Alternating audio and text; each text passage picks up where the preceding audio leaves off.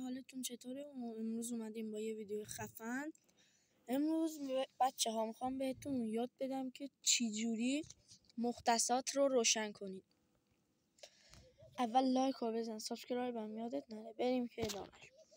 خب میاید اینجا، همین قسمت گیم، میاید پایین جلو اینجا شو کوردیناتس یه چیزی اینجوره.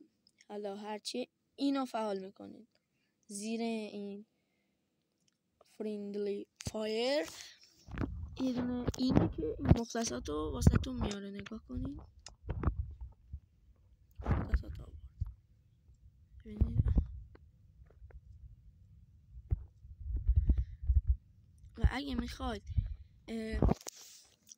وردتون همیشه صبح باشه، بیاد اینجا، میاد پایین نگاه کنید اینجا